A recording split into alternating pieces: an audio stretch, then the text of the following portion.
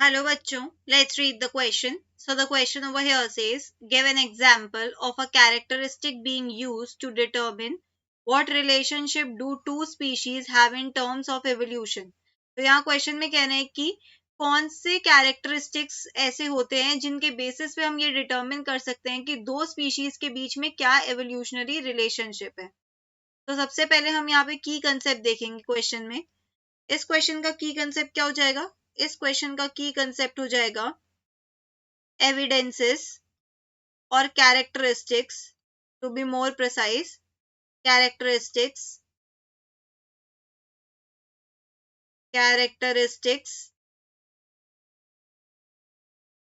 used to determine evolutionary relationships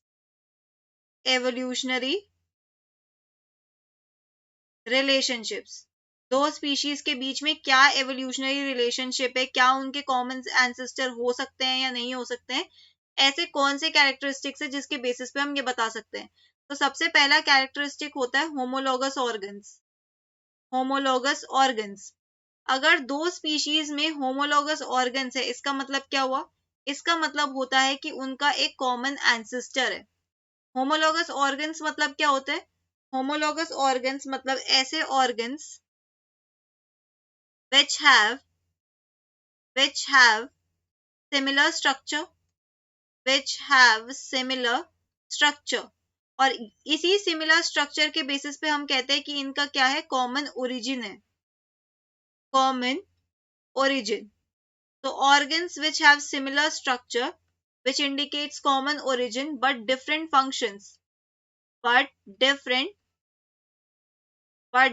functions are known as homologous organs। और homologous organs की वजह से हमें क्या पता चलता है? होमोलोगस ऑर्गन्स की वजह से हमें पता चलता है कि इनका क्या है? इनका कॉमन एंसेस्टर है ना। होमोलोगस ऑर्गन्स का एग्जाम्पल क्या हो जाएगा यहाँ पे? होमोलोगस ऑर्गन के एग्जाम्पल्स हम यहाँ पे लिख सकते हैं। एग्जाम्पल के फॉर्म में हम यहाँ पे लिख सकते हैं wings of bird, then there are forelimb of humans, forelimbs of humans and forelimbs or rather to say flippers of dolphins,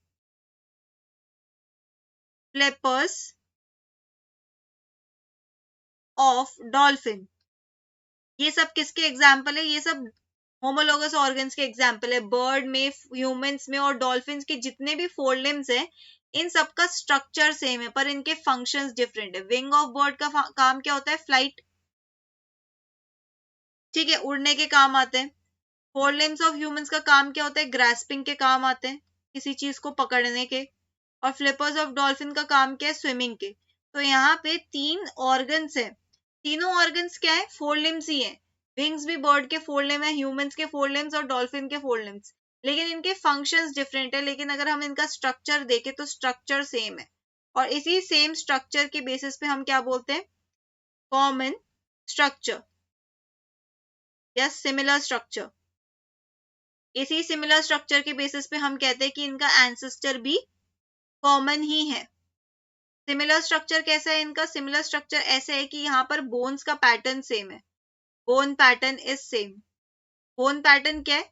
इन तीनों ही ऑर्गन्स में बोन्स क्या क्या प्रेजेंट है? कौन कौन सी बोन्स है? Humerus, radius, ulna, carpals, metacarpals and phalanges. तो यहाँ पे कॉमन बोन पैटर्न मिलता है और इनका स्ट्रक्चर सेम है। इसी बेसिस पे क्या एवोल्यूशनरी रिलेशनशिप हम देख सकते हैं? इसी बेसिस पे हम बोल सकते हैं कि यहाँ पर डाइवर्जेंट एवोल्यूशन है। डाइवर्जेंट मतलब एक जगह से ओरिजिनेट हो रहे हैं और अलग अलग डायरेक्शन में इवॉल्व हो रहे हैं, क्योंकि इनके फंक्शंस अलग अलग है। and they have common ancestor, and they have common ancestor. ये evolutionary relationship देखने को मिलता है on the basis of homologous organs. Next कौन से स्ट्रक्चर है जिनके बेसिस पे हम कह सकते हैं कि क्या evolutionary relationship है? They are analogous organs. Analogous organs. अब एनालोगस ऑर्गन मतलब क्या होता है? एनालोगस ऑर्गन मतलब होता है ऐसे ऑर्गन्स जिनका स्ट्रक्चर डिफरेंट है पर फंक्शन सेम है. So we can write over here they are organs having different structures, having different structures but common function, but common function. तो यूजुअली क्या होता है? But same function. यूजुअली ये होता है कि जिन स्ट्रक्चर्स का फंक्शन सेम होता है हम अज्यूम करते हैं कि उनका स्ट्रक्चर भी सेम होगा, लेकिन उनका स्ट्रक्चर डिफरेंट भी हो सकता है. और एक मिसकंसेप्शन होता है कि इनके फंक्शन सेम है तो इनका एवोल्यूशन भी एक कॉमन ओरिजिन से हुआ होगा, लेकिन ऐसा नहीं होता. क्योंकि इनके स्ट्रक्चर्स डिफरेंट है तो इनका एवोल्यूशन डिफरेंट ओरिजिन से हुआ है. तो organs having different structures but same function are known as what? Are known as analogous organs. तो analogous organs से हम क्या predict कर सकते हैं? Analogous organs से हम predict कर सकते हैं कि यहाँ पे कोई common ancestor नहीं है और यहाँ पर फंक्शन सेम है. इसका मतलब कुछ एवोल्यूशनरी फोर्सेस की वजह से सिमिलर टाइप की अडेप्टेशन हुई है. एग्जाम्पल के फॉर्म में क्या लिख सकते हैं हम यहाँ पर? एग्जाम्पल के फॉर्म में हम लिख सकते हैं यहाँ पर wings of birds, butterfly and bat.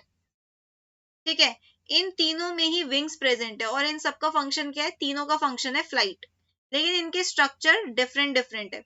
जैसे कि अगर हम बात करें विंग्स ऑफ बर्ड्स की, तो ये क्या है? ये पूरे के पूरे फोर लिम्स है. Four limbs having feathers. अगर हम बात करें बटरफ्लाई की, तो बटरफ्लाई में क्या है? They are integuments. And these are what? These are structures present in between phalanges. सिर्फ phalanges के बीच में है, in between phalanges. लेकिन ये जो wings of bird है, ये क्या है? Wings of bird जो है वो feathers है और पूरे फोर लिम्ब में प्रेजेंट है, और bat के फोर लिम्ब के सिर्फ phalanges के बीच में.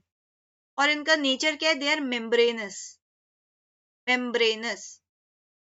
ये इनका स्ट्रक्चर अलग अलग है, लेकिन इनका फंक्शन क्या है? इनका फंक्शन सेम है. अगर हम बात करें इनके फंक्शन की, तो फंक्शन क्या है इनका? इन तीनों का फंक्शन है फ्लाइट. इससे हम क्या पता लगा सकते हैं? इससे हम पता लगा सकते हैं that they have no common ancestor, क्योंकि ये सब अलग अलग ओरिजिन से अराइज हुए हैं due to dissimilar structures. And they show convergent evolution. Convergent मतलब अलग अलग डायरेक्शन से एक फंक्शन पे कन्वर्ज हो रहे हैं, और वो फंक्शन क्या है इस एग्जाम्पल में? That is flight. राइट. तो इन दो स्ट्रक्चर्स के बेसिस पे हम क्या कर सकते हैं? इन दो स्ट्रक्चर्स के बेसिस पे हम बता सकते हैं कि क्या एवोल्यूशनरी रिलेशनशिप है. So that's it for the question. Hope you understood it well. Best of luck.